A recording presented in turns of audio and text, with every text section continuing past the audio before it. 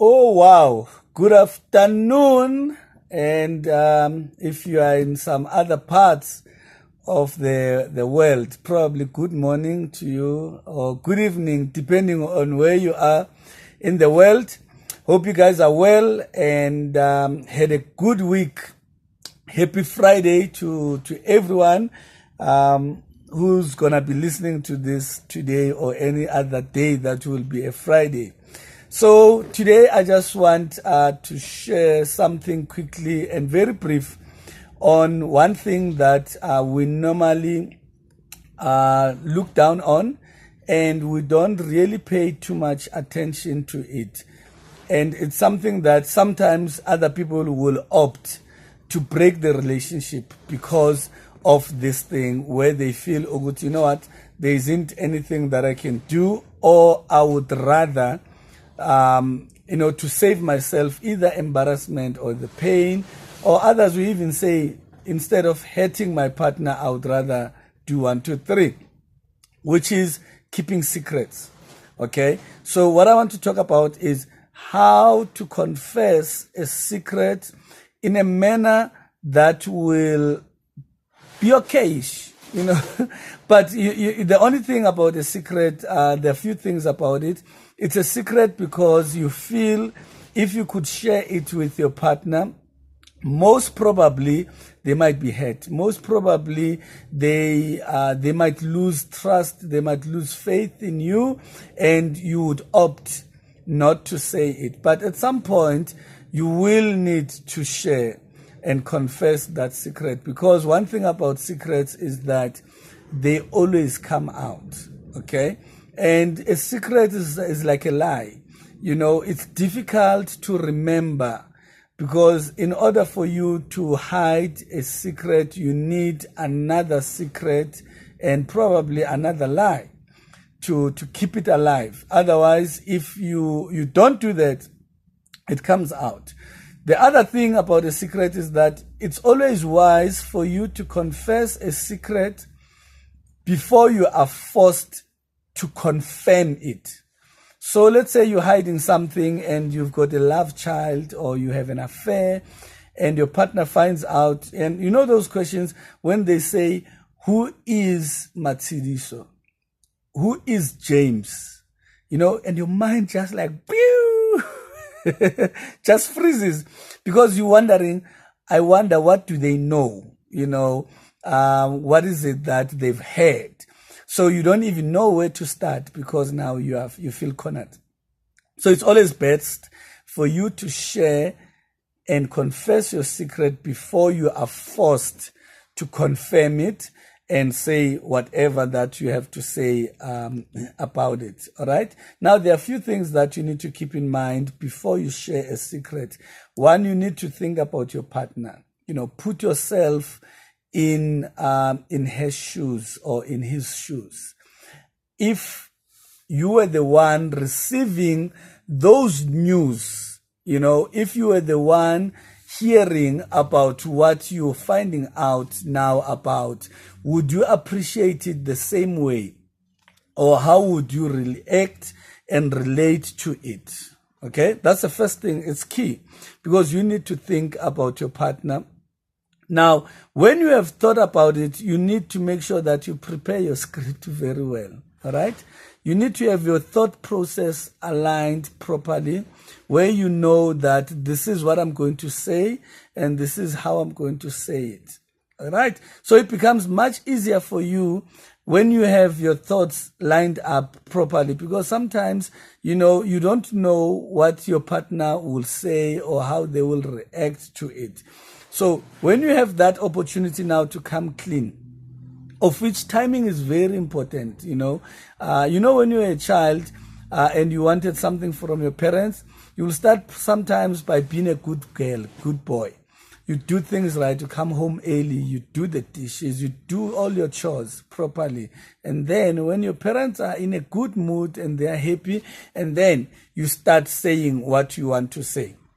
All right? So even with your partner, you need to make sure that you prepare everything properly, because remember, there is trust that has been lost in everything that you guys are doing.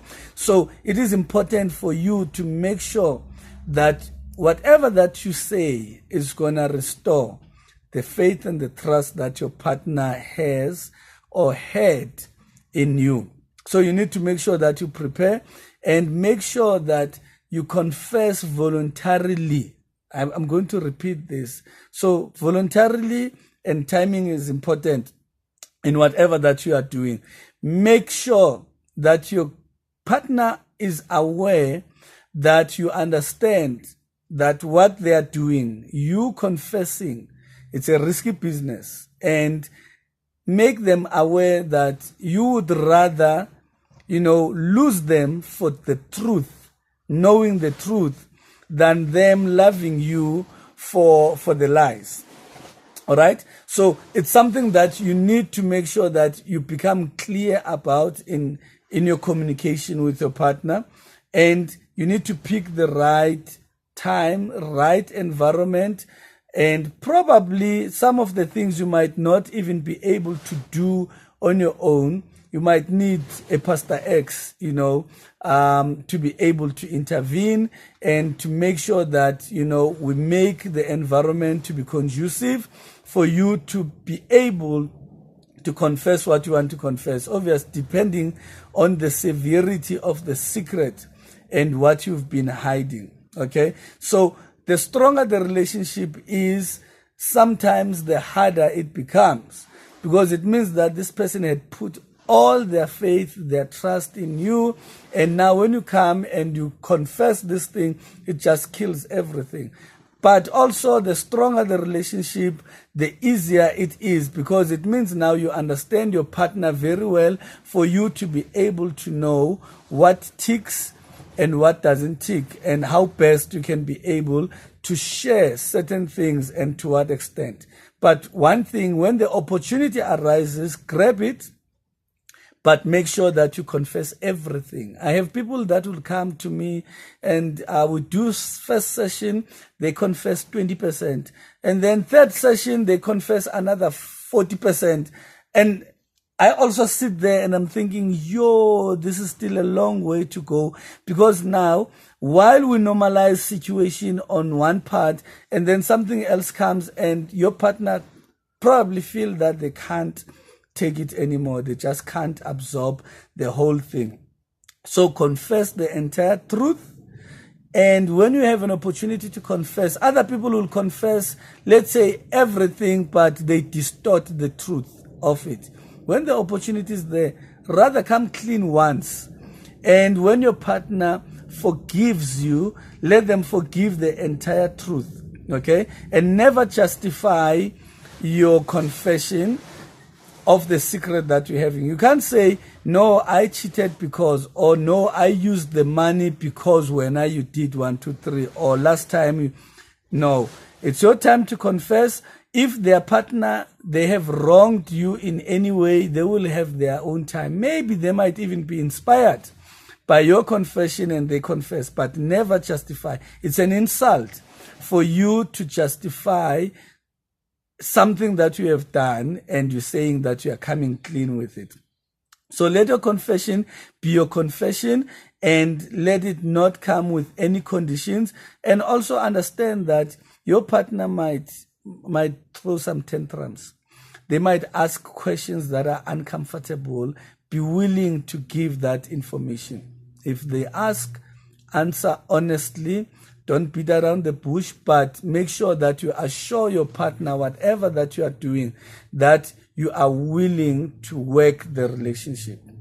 So while you are doing your confession, let your confession have an element of you saying, this is how, as X, this is what I'm going to do to make sure that I work for the restoration of our trust and faith again. For you to trust me again, I'm willing to do 1, 2, 3. Sometimes your partner might come with some conditions, expectations that sometimes might seem unreasonable. Absorb it. Don't start now throwing tantrums and say, I know you are being unreasonable. What are you expecting? They are emotional. They got a shock and they're still processing whatever that they had just gone through. And let never it be a question of you trying to convince or to dictate how they should feel. They are entitled to feel the way they would feel, because you know what?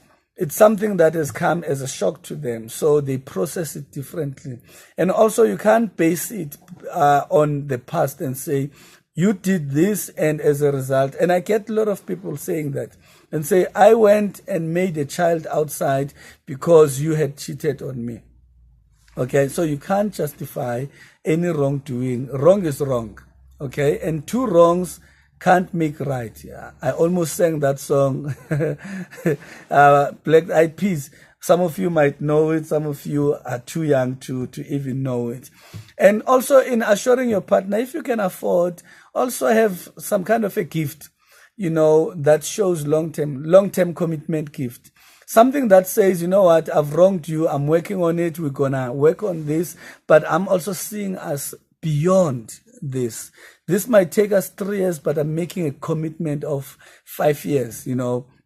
So if you can afford to buy that Lamborghini, my brother, my sister, you know, just get it. Something that will just be long term. Now, there are a few things that I'm just going to run through that sometimes will make you not to confess. Because sometimes you might, you know, be willing to confess, but when you read the situation and you think, oopsie, maybe not now. All right, few things that you might probably be interested to think about, you know, before you confess. One, maybe the timing might just not be right. You know, your partner might be going through some stuff, or you might have just recently, you know, overcame a certain obstacle, and your partner didn't take it well. Or maybe they just lost someone close, whatever the factor might be.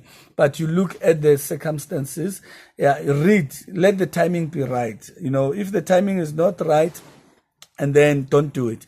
Number two, make sure that when you do it, your intentions are to fix the relationship. You're not just doing it, I'm confessing to leave you.